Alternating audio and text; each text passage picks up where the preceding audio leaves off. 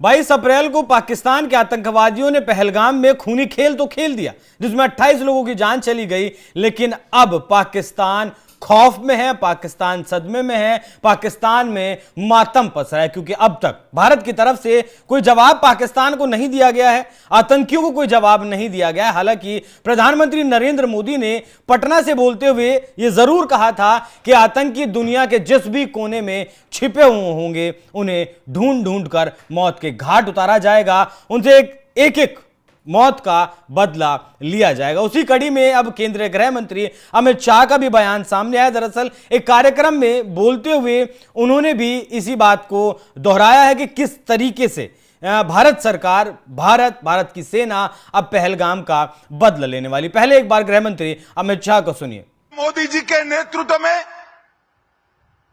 चाहे उत्तर पूर्व हो, चाहे वामपंथी उग्रवाद का क्षेत्र हो, चाहे कश्मीर पर पड़ी आतंकवाद की छाया हो, हर चीज का मजबूती के साथ हमने जवाब दिया है।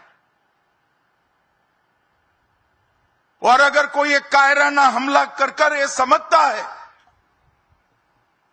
कि हमारी बड़ी जीत है, तो एक बात मन से समझ लीजिए, ये नरेंद्र मोदी सरकार है, किसी को बख्शा नहीं जाएगा, किसी को बख्शा नहीं जाएगा।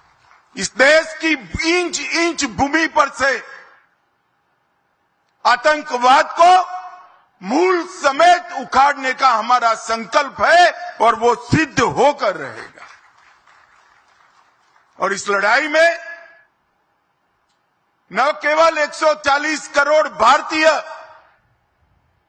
पूरी दुनिया भारत के साथ खड़ी है।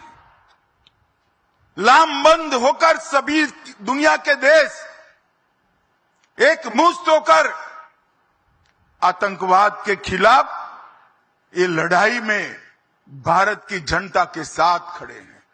और मैं फिर से संकल्प दोहराना चाहता हूं, जब तक आतंकवाद समाप्त नहीं होगा हमारी लड़ाई चालू रहेगी।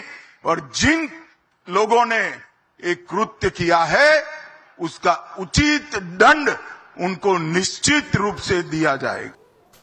उड़ी में जब पाकिस्तान के आतंकवादियों ने हमला किया था, उसका जवाब सर्जिकल स्ट्राइक के रूप में भारत सरकार ने 10 दिन बाद लिया था। पुलवामा में जो कुछ आतंकियों ने किया, जिसमें 40 जवानों की शहादत हुई, उसका बदला 11 दिन बाद लिया। तो ऐसे में अंदाजा लगाया जा रहा है कि ये जो मौतें हुई उनकी 13वीं से पहले इसका बदला जरूर लिया जाएगा। वहीं केंद्रीय गृह मंत्री ने एक दिन पहले ही, मतलब 30 अप्रैल के दिन, जितने भी पैरामिलिट्रीज हैं, उनके जितने भी चीफ हैं, उनसे मुलाकात की। उससे पहले प्रधानमंत्री नरेंद्र मोदी ने 7 घंटे में 9 मीटिंगें की, जिसमें सीसीएस की मीटिंग भी शामिल थी। पाकिस्तान की तरफ से भी लगातार अंतर्राष्ट्रीय स्तर पर बातचीत की जा रही है और पाकिस्तान चाह रहा है कि इंटरनेशनल लेवल पर भारत के ऊपर दबाव बनाया जाए। वो भले ही रशिया से बात करना हो, अमेरिका से बात करना हो या फिर और देशों से बात करना हो। वहीं यूएन में भी डॉक्टर एस जयशंकर से बातचीत हो चुकी है, यूएन के जो अध्यक्ष हैं, और साथ ही शहबाज शरीफ से भी वहां बातचीत हुई है। तो इंटरनेशनल प्रेशर चाहता है पाकिस्तान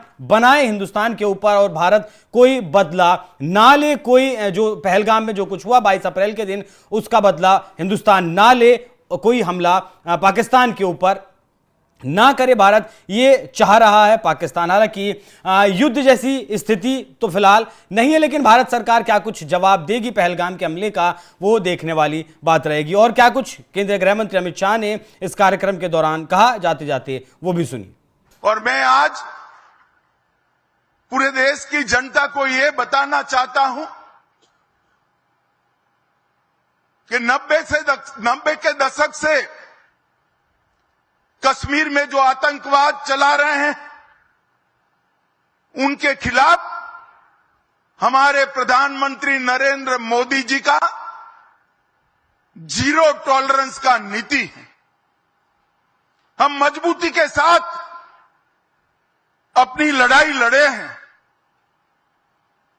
और आज वो ये न समझ ले कि हमारे 27 नागरिकों का जान लेकर ये लड़ाई जीते हो।